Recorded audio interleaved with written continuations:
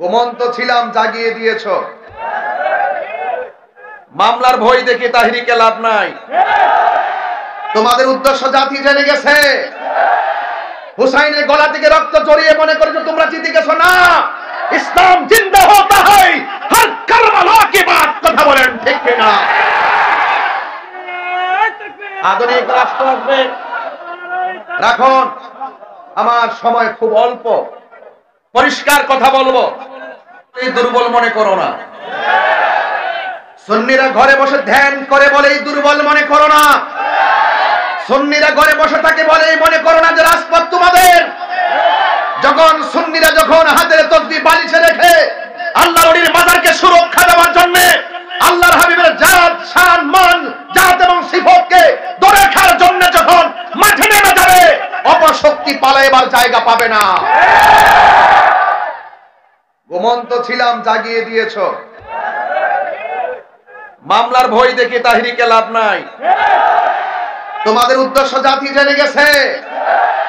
হুসাইনের গলা থেকে রক্ত জড়িয়ে মনে করেছো তোমরা জিতে গেছো। না, ইসলাম জিন্দা হতা হয় হর কারবালা কি বাত। কথা বলেন ঠিক কিনা? আধুনিক রাষ্ট্র আসবে। রাখুন, আমার সময় খুব অল্প, পরিষ্কার কথা বলবো।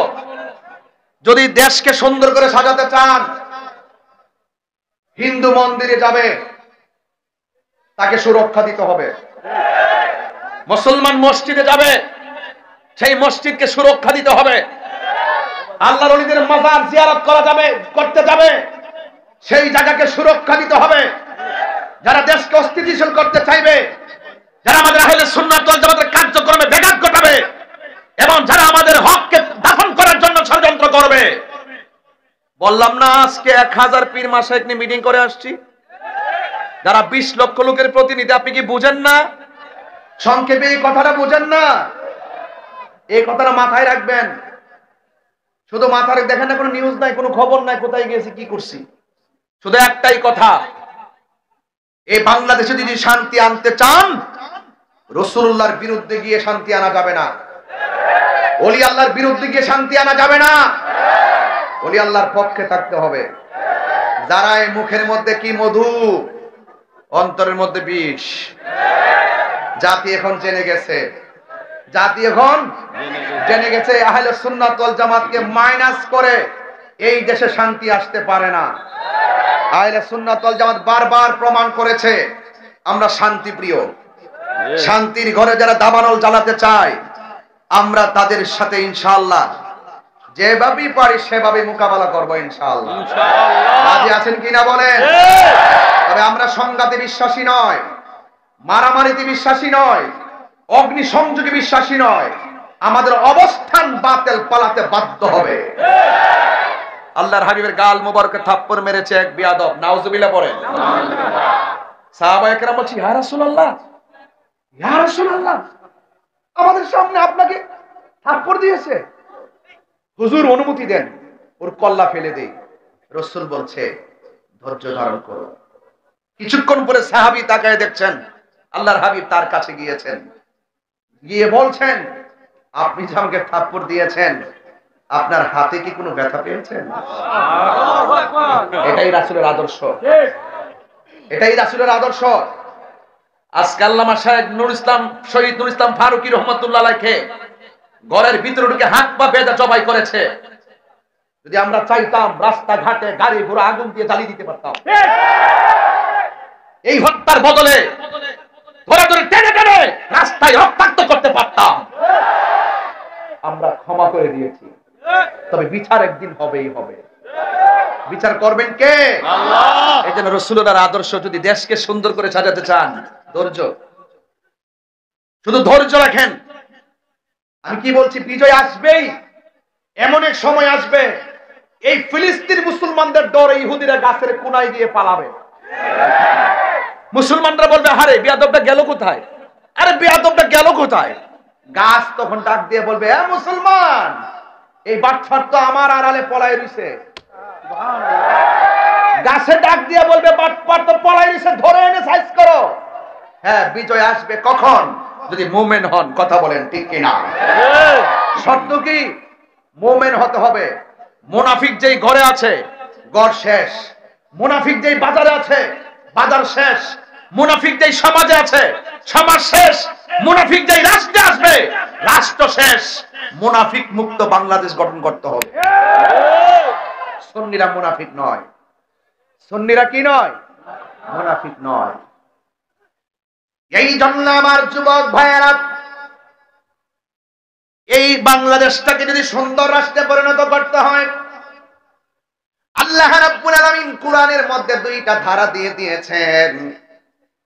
এই ধারার একটা ধারা হলো মা আতাকুমুর রাসূলু ফাখুযুহু ওয়া মা নাহাকুম আনহু ফান্তাহু। আল্লাহ রাব্বুল আলামিন বলেন, মানব জাতির হেদায়েতের জন্য আমি আল্লাহ কোরআন শরীফের মধ্যে কিছু কল্যাণকর বিষয় বেঁধে দিয়েছি। এই কল্যাণকর বিষয়গুলো যে জাতি আঁকড়ে ধরবে, এই কল্যাণকর বিষয়গুলো যে জাতি তারা নিজের জীবনে ব্যক্তিগত জীবনে বাস্তবায়ন করবে, এই ব্যক্তি জীবন ধন্য, এই ব্যক্তিগত সমাজ ধন্য, এই মানুষের রাষ্ট্র ধন্য। আর এই কোরআনের মধ্যে আরেকটা ধারা দিয়ে দিয়েছি, ওই ধারাটা হলো কল্যাণকর। ওই মন্দের চর্চা যারা করবে, মন্দটা যারা আঁকড়ে ধরবে, এরা সবাই গুমরা হয়ে যাবে, পথভ্রষ্ট হয়ে যাবে। এই জন্য কল্যাণকর যা আছে সব গ্রহণ করা লাগবে, অকল্যাণকর থেকে আমাদের দূরে থাকা লাগবে। আমার যুবক ভাইয়েরা, আল্লাহ রাব্বুল আলামিন কোরআনের আরেক জায়গায় বলেছেন, ইয়া আইয়ুহাল্লাযীনা আমানু দুখুলু ফিস-সিলমি কাফা। হে ঈমানদারগণ, তোমরা ইসলামের মধ্যে প্রবেশ করো পরিপূর্ণভাবে। একমাত্র রাষ্ট্র গঠন করতে গেলে ইসলামটা হলো শান্তির ধর্ম। কথা বলেন ঠিক কিনা? যে ঘরে কোরআন আছে শান্তি আছে না নাই? যেই সমাজে কোরআন দিয়া চলে সমাজ শান্তি আছে না নাই? যেই দেশের মধ্যে মানুষ কোরআনের চর্চায় বেশি দাবিত হবে, ওই দেশটা উন্নত হয়ে যাবে। এই জন্য আমানতধারীর কাছে দেশ নিরাপদ, কোন সুদখোরের কাছে দেশ নিরাপদ হতে পারে না। যেই ঘরের মধ্যে সুদ চলে এই ঘরের মধ্যে শান্তি, যেই সমাজের মধ্যে সুদ চলে ওই সমাজে শান্তি, যেই দেশের মধ্যে সুদ চলে সেই দেশের মধ্যে শান্তি। এই জন্য আল্লাহর কোরআন ধরে বলতেছি, কল্যাণকর যা আছে কল্যাণকরের মধ্যে শ্রেষ্ঠ কল্যাণের পথ হলো নামাজ। কথা কর না কেন? কি বলছি ভাই? নামাজ সর্বোত্তম ইবাদত হলো নামাজ। আর আপনি যত অন্যায় করেন, অন্যায়ের ভিতরে আল্লাহ রাব্বুল আলামিন ভয়ঙ্কর যে অন্যায়টার কথা বলেছেন, সেই অন্যায়টার মধ্যে এক নম্বর অন্যায় হলো আল্লাহর সঙ্গে শরীক করা। কি করা? আল্লাহর সঙ্গে শরীক করা। আল্লাহর সঙ্গে শরীক করা যাবে না, নবীর সঙ্গে নাফরমানি করা যাবে না। এরপর আল্লাহ রাব্বুল আলামিন কোরআনে বলেছেন, ওয়া মা নাহাকুম আনহু ফান্তাহু। যা বলছি অকল্যাণকর তা থেকে তোমাদের দূরে থাকা লাগবে। আপনারা জবান খুলে বলুন, সুদ খাওয়া কি হালাল না হারাম? আর জবান খুলে বলুন। এই জন্য যুবক ভাইয়ের আমার, হালালকে হালাল বলতে হবে, হারামকে হারাম বলতে হবে। যদি এই পার্থক্যটা আপনি না করতে পারেন, তাহলে সমাজে কখনো শান্তি আনা যাবে না। এই জন্য আমার নবী, আপনার নবী রাহমাতুল লিল আলামিন কোরআনে বলে দিয়েছেন, মান সালিমাল মুসলিমুনা মিন লিসানিহি ওয়া ইয়াদিহি। যেই মানুষের হাতের দ্বারা নিরাপদ না, যেই মানুষের জবানের কথার দ্বারা কেউ নিরাপদ না, সে কোনোদিন মুসলমান হতে পারবে না। যুবক ভাইয়ের আমার, আল্লাহর হাবিব যখন দুনিয়ার জমিনে তাশরীফ এনেছেন, আনার পরে আমার নবী আল্লাহ আল্লাহ জিকির করেছেন, কাউকে শোনান নাই। নীরবে নীরবে খানকায় বসে বসে, পাহাড়ের গুহায় বসে বসে আমার নবী ধ্যান করছেন, কাউকে শেয়ার করায় না। কারণ আল্লাহ রাব্বুল আলামিনের অনুমতি ছাড়া আমার নবী কোনো কাজ করে না। ওয়ামা ইয়ানতিকু আনিল হাওয়া ইন হুয়া ইল্লা ওয়াহিয়ুন ইউহা। আল্লাহর কথা ছাড়া আমার নবী কোনো কথা বলে না, কারণ নবীর কথাই হাকিকতে একজনের কথা। জবানটা খুলে বলুন তিনি কে? আমার নবী, আপনার নবী। এমন একটা সময় এসেছেন, দেখেন সংখ্যা, মুসলমানদের সংখ্যা মাত্র 40। কত? কথা বলেন না তো। 40 জন থেকে 4000, 4000 থেকে 40,000, 40,000 থেকে 40 লাখ, 40 লাখ থেকে 40 কোটি। ওই ইসলাম এখন সারা বিশ্বে। কথা বলেন ঠিক কিনা? এটা কিভাবে পসিবল? এটা কিভাবে সম্ভব হয়েছে? জ্বালাও পোড়ার মাধ্যমে? শুধু আচরণের কারণে। বহুত কাফেরদের সামনে রাসূল গিয়েছেন, মারার জন্য গিয়েছেন রাসূলকে। কাফেররা মারতে গেছে, আল্লাহর হাবিবের ব্যবহার শুনে তারা কালিমা পড়ে মুসলমান হয়ে গেছে। তাহলে আপনার ব্যবহার ঠিক করতে হবে না? আপনার জবানকে হেফাজত করতে হবে। সংখ্যায় মাত্র 40 জন। এই 40 জনের ভিতরে একজন লোক আছে বড় সাহসী, যার নাম হলো সিদ্দিক আকবর। সুবহানাল্লাহ। দেখছেন নি আল্লাহর হাবিবের রওজা মুবারকের পাশে, যার রওজা মুবারক, এই রাসূল পাকের রওজা মুবারকের পাশে থাকতে যায়, আর তিনি কোনো লবিং করেন নাই, তিনি কোনো টাকা ইনভেস্ট করেন নাই, তিনি অন্য কোনো শক্তি প্রয়োগ করে নাই। তিনি এমন রাসূল পাকের সহচর বন্ধু। কোরআনের ভিতরে যার কথা আল্লাহ পাক উল্লেখ করেছেন, 2 সাথীর এক সাথী। বলেন না সুবহানাল্লাহ। সুবহানাল্লাহ। 2 সাথীর এক সাথী। রাসূল একজন, সাথে আরেকজন, অন্য কেউ না, তিনি আবু বকর। জোরে বলেন না সুবহানাল্লাহ। যখন মাত্র সংখ্যায় 40 জন, ওই মুহূর্তটা খুব ক্রাইসিস। ইসলামের কথা বলা যায় না, আল্লাহর জিকির করা যায় না।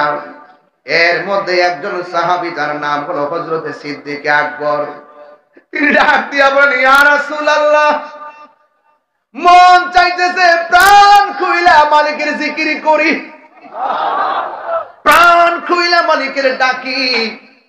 আমার নবী বলেন, আবু বকর, সময়টা বড় ডেঞ্জারাস। ডানে কাফের, বামে কাফের, সামনে কাফের। অথচ এমন সংখ্যা কম হওয়ার পরেও, চতুর্দিকে কাফের হওয়ার পরেও, কাফেরদের যত আমানত সব কিছু এনে আমার নবীর কাছে জমা রাখতেন। কারণ তারা নবীকে এমন বিশ্বাস করতেন, কাফেররা পর্যন্ত জবান দিয়ে আল আমিন বলতে বাধ্য হয়েছে। এটা কিসের কারণে? ব্যবহারের কারণে। সিদ্দিক আকবরকে নবী ডাক দিয়ে, কে আবু বকর, এখন যে সময়টা বড় কঠিন। আবু বকর সিদ্দিক রাদিয়াল্লাহু তাআলা আনহু বলেন, ইয়া রাসূলুল্লাহ, মন তো মানে না। আমার নবী ডাক দিয়া বলে, আবু বকর, তুমি যে প্রচার করতে চাচ্ছ চতুর্দিক দিয়া তো কাফের। আমার নবী বলে, আবু বকর সিদ্দিক রাদিয়াল্লাহু তাআলা আনহু বলে, ইয়া রাসূলুল্লাহ, আমার মন চায়। আমার নবী 40 জনকে ডাকলেন। 40 জনকে যখন এলান করে দিলেন, ঠিক ওই মুহূর্তে কাফেরদের কানের মধ্যে খবরটা চলে গেছে। কাফেরদের খবরটা কানে যখন খবরটা চলে গেল, কাফেররা মনে মনে ভাবলেন, না জানি নবী 40 জন নিয়ে কি মিটিংটা করে। আল্লাহর হাবিব 40 জনকে নিয়ে মিটিং বসলেন, আর কাফেররা ছদ্মবেশে চতুর্দিকে দাঁড়ায়া রইছে, আর হাতের মধ্যে পাথর নিয়ে রাখছে। যদি কোনো সিদ্ধান্ত কাফেরদের বিরুদ্ধে যায়, এখানে অ্যাটাক করবে। কিন্তু আমার নবী, আপনার নবী মজলিসের মধ্যে ডাক দিয়া বলে, ও আবু বকর, তোমরা যারা এখানে এসেছো, যদি হকের জন্য, দ্বীনের জন্য, ইসলামকে প্রচার করার জন্য যদি জীবন দেওয়ার প্রশ্ন আসে, তাইলে তোমাদের 40 জনের মধ্যে কে জীবন দিবে? সুবহানাল্লাহ বলবেন না? সুবহানাল্লাহ। আমি যদি বলি, এই মুহূর্তে বড়রাতে কেউ যদি নবীরে গালি দেয়, তার বিরুদ্ধে জিহাদ ঘোষণা করলে কে কে মরতে রাজি আছেন? হাত তুলে দেখা। আল্লাহু আকবার বলবেন না? হাত নামান, হাত নামান। ওই সময়টা এত সহজ ছিল না। আজকে যেভাবে হাত তুলেছেন তার কথা বলছি, একজন হাত তুলছেন কয়েক হাজার, আর ওই সময় হাত তুলছে একজন চতুর্পাশে কাফের। ওই হাত তোলার এই হাত তোলা এক না। এই জন্য প্রায় মাহফিলে বলি না, জন্ম আমার নবীর যুগে,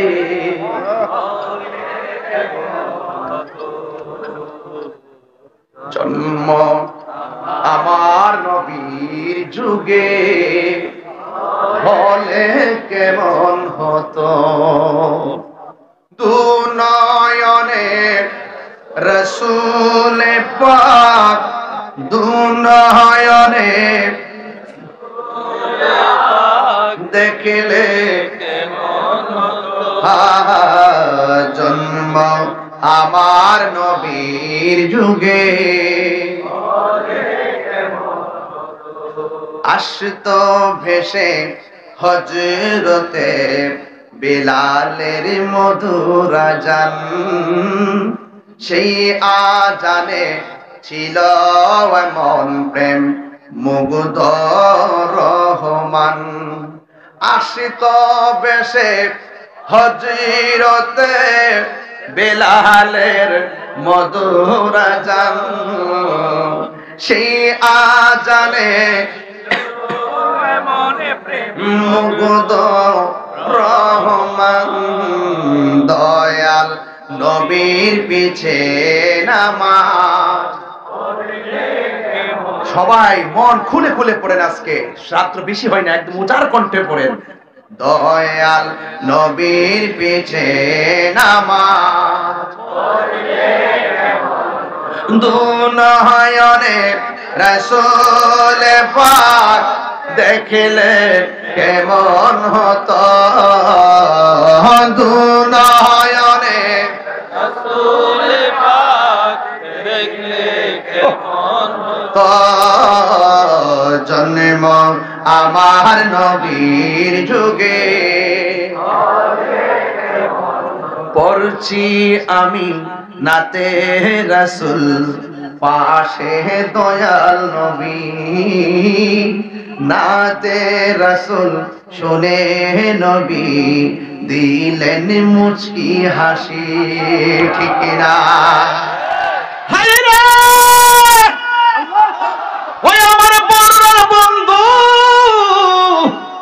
আপনারা আওয়াজ করে বলেন আমার নবীর এই জলমের মাহফিল দেখার ক্ষমতা আছে না নাই? তুই হাত তুলে বলো আছে না নাই? নারায়ে তাকবীর, আল্লাহু আকবার, নারায়ে রিসালাত, ইয়া রাসূলুল্লাহ, নারায়ে কাউসিয়া, ইয়া রাসূলুল্লাহ, আহলে সুন্নাত ওয়াল জামাত জিন্দাবাদ জিন্দাবাদ, শাহপুর দরবার শরীফ জিন্দাবাদ জিন্দাবাদ, অ্যাকশন অ্যাকশন, ডাইরেক্ট অ্যাকশন, সুন্নি জনতার অ্যাকশন, ডাইরেক্ট অ্যাকশন। নবী আমার আল্লাহর হাবিব এই মাহফিল দেখার ক্ষমতা আছে না নাই? পড়ছি আমি, এটা আমার আকীদা, এটা আমার আকীদা, ডাবলুদের আকীদা না। ডাবলু মার্কা কিছু মৌলবী আছে, এরা মনে করে এই জলম থেকে মদিনা বহুদূর, আর আমরা মনে করি মদিনাওয়ালার জন্য এই জলম হাতের তালুর মধ্যে। কথা বলেন ঠিক না বেঠে? এই জন্য বলছি, পড়ছি আমি নাতে রাসূল, পাশে নূরের নবী, নাতে রাসূল শোনে নবী দিলেন মুচকি হাসি। জোরে জোরে কি আল্লাহু আকবার বলা যাবে না? জন্ম আমার নবীর যুগে, আহা জন্ম আমার নবীর যুগে, দু নয়নে রাসূল পাক দেখলে, মাশাআল্লাহ খুব ভালো লাগছে, দু নয়নে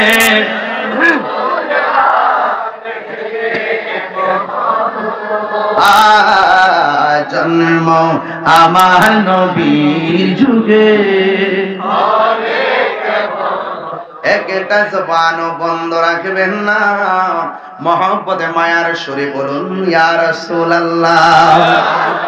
ও বন্ধুরে, ও জনমের বাবা, কি ভাষায় নবীকে চিনাবো রে বাবা? যার তকদির ভালো বেশি বলা লাগে না, যার তকদির ভালো না সারা জীবন বুঝাইলেও কোনো কাজ হবে না। কথা বলেন ঠিক কিনা? আমি বলছি, রাসূল বলছেন ইন্নাল্লাহা সাওয়ালিয়াল আরদ ফারাআইতু মাশারিকাহা ওয়া মাগারিবাহা। আমার নবী বলেন সারাটা পৃথিবী আমার কাছে মাশরিক থেকে মাগরিব, শিমাল থেকে জুনুব, উপর থেকে নিচ পর্যন্ত আল্লাহ রাব্বুল আলামিন আমার কাছে এমন ছোট করে দিয়েছেন আমি সব হাতের তালুর মধ্যে দেখতে পারি। সুতরাং এই হাদিস দ্বারা প্রমাণ হয়ে যায়।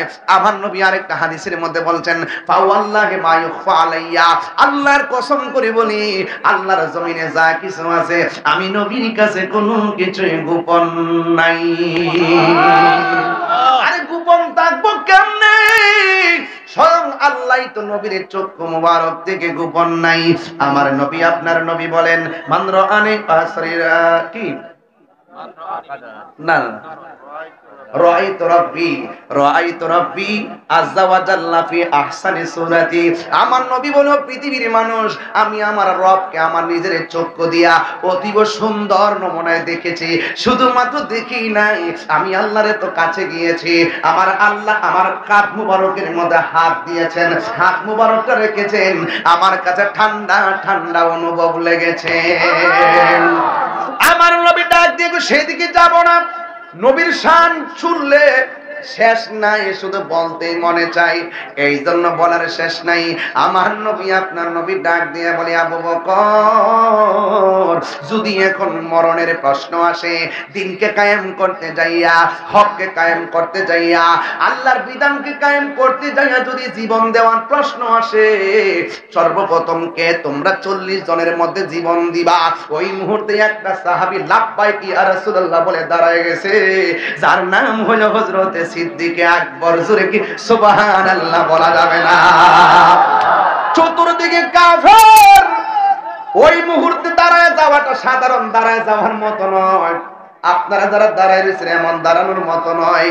আপনারাও আশেক, আমরাও আশেক, তবে আপনাদের দামটা অনেক বেশি আছে রে বাবা। আমার নবীরে প্রশ্ন করছে, নবী গো আমাদের চাইতে দামি কোন উম্মত দুনিয়াতে আপনার আসেনি। আমরা আপনার পিছে নামাজ পড়ি, আমরা আপনার পিছে আপনার সঙ্গে ইফতার করি, আমরা আপনার সঙ্গে জিহাদ করি, আমাদের চাইতে কোনো দামি কেউ আসেনি। আমার নবী বলেন সাহাবীরা তোমরা সাহাবী হিসেবে সম্মানিত, কিন্তু এই পৃথিবীতে এমন সম্প্রদায়গুলো আসবে আমার উম্মত তোমরা আমাকে দেখা পাগল, ওরা আমাকে না দেখায় পাগল হয়ে যাবে। ওরা আমারে না দেখায় পাগল হয়ে যাবে। আরে বড়ুরার জলমের পোলাপানগুলো দেখে আমার মনে হয়ে গেছে তায়েফের জমিনে কাফেররা নবীর দেখে পাথর মারছে, তাগরা তাগরা যুবকরা পাথর মারছে, আর বরুরার ফুলাফানগুলা যে নবীর পাগল কেমনে দাঁড়ায় গেছে, রাতের খাবার খায় না, পাগলের মতো বয়া বয়া তাকায় রয়েছে। আমার তো মনে হয় ওই তায়েফের জমিনে ওই যুবকরা নবীরে পাথর মারছে, এই যুবকগুলা যদি সেই জায়গায় থাকতো পাথরের বরাবর নিজের বুকটা পাইতে দিত, মোস্তফার বদন মোবারকে একটা পাথরের আঘাত লাগতে দিত না।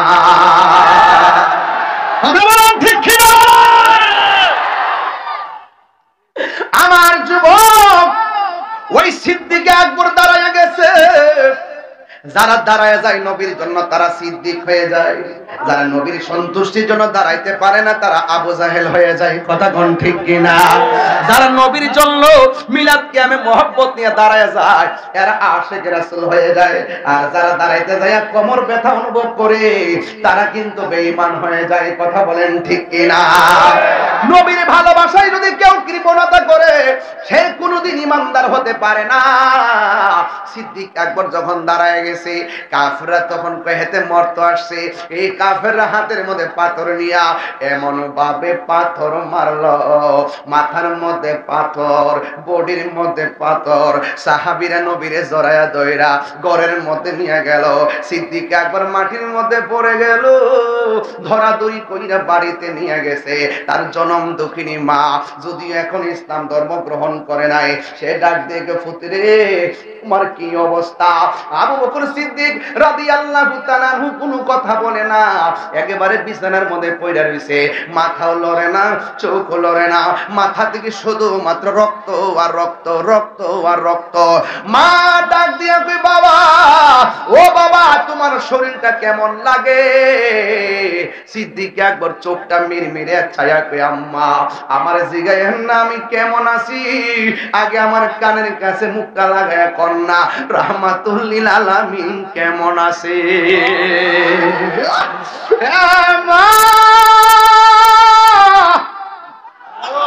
মা গো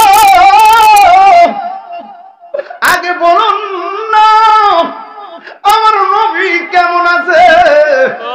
মা ডাক দিয়ে গো পুত্রী অল্প গোটা পানি পান কর, শরীরে শক্তি লাগো। এবার সিদ্দিক আকবর বলে আম্মা আপনি আমার খাবারের কথা বললেন না, যতক্ষণ এই দুই চোখ দিয়া নবীর চেহারা মুবারক আমি দেখতে না পারবো ততক্ষণ পর্যন্ত আমার মুখের মধ্যে আমি পানির ফোঁটা ঢুকাইতাম না। ও আম্মা একটা বার আমার নবীর বাড়ি নিয়ে যান না গো মা। এবার মা ডাক দিয়ে কয় রাস্তার মধ্যে কাফেররা দেখলে তোমারে অ্যাটাক করবে, কয় মা আপনার শাড়ির আঁচল দিয়ে আমার মুখটা ডাইকা। তখন সিদ্দিক করে গায়ের মধ্যে রক্ত ঝরতেছে, ডাক দিয়া বলে মা আপনার শাড়িটা আমার চেহারার মধ্যে ডাইকা মোস্তফার বাড়িতে আমার লইয়া যান না গো। এই কথা বলার পরে মা তো মা, ওই ছেলের সন্তুষ্টি তো মা চায়। আমার নবী তো বলছে মা যদি বিধর্মীয় হয় মা বাবার সঙ্গে খারাপ ব্যবহার করা যাবে না, মা বাপ যদি মুশরিক হয় এরপর মা বাপের সঙ্গে খারাপ ব্যবহার করা যাবে না। ওই সিদ্দিক আকবরকে মাথার মধ্যে সুন্দর করে এবার কাপড়টা ঢুকাইয়া এমন ভাবে আস্তে আস্তে করে নবীর বাড়িতে নিয়ে গেছে। আমার নবীর কাছে যায় এখন নবী গো, নবী গো, হ মায়ার নবী আগে বলুন না আপনি কেমন আছেন? আমার নবী বলে আবু বকর আয় আমার কাছে আয়। আবু বকরের কপালে আমার নবী একটা চুমু দিলেন।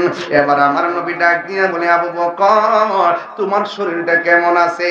ও নবী গো এতক্ষণ খারাপ লাগছিল, আপনি নবীকে দেখার পরে আমার মনটা যেন ভালো হয়ে গেছে গো নবী।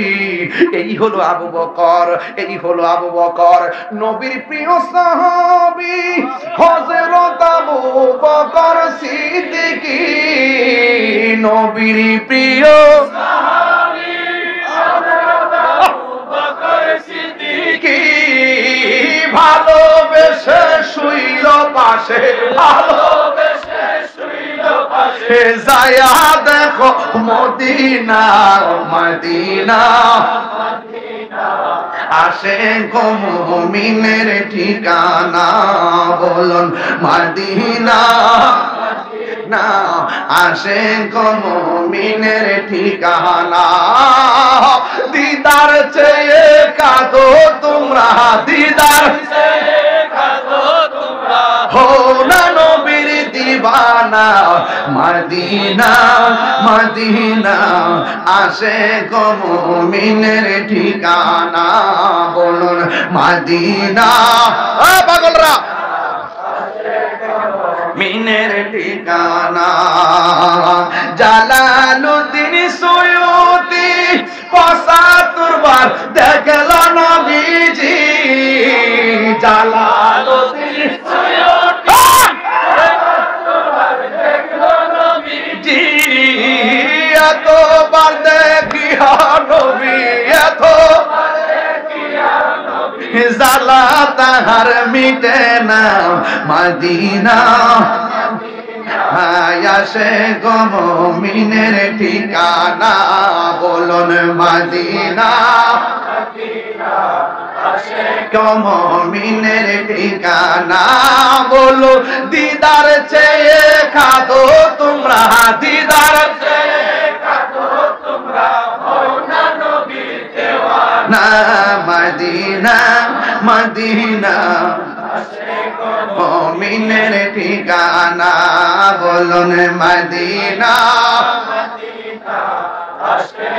মুমিনের ঠিকানা একটা জবান বন্ধ রাখবেন না মহব্বতে মায়ার সুরে বলুন আল্লাহু আকবার আমার নবীর মজলিসে আঘাত করলো আমার নবী পাল্টা আঘাত করে নাই আমার নবী বলছে আবু বকর এরা বুঝে নাই আল্লাহু আকবার জোরে কর আরে জিব্রাইল তো বারবার ডাক দিয়া বলছে নবী গো একটাবার হুকুম দেন না যে এই অন্যায় আপনার সঙ্গে করতেছে এদেরকে পাহাড়ের নিচে ফেলে মেরে দেই আল্লাহর হাবিব ডাক দিয়া বলে জিব্রাইল আমি নবী তো রাহমাতুল লিল আলামিন কথা কোন ঠিক কিনা ওই আমার নবী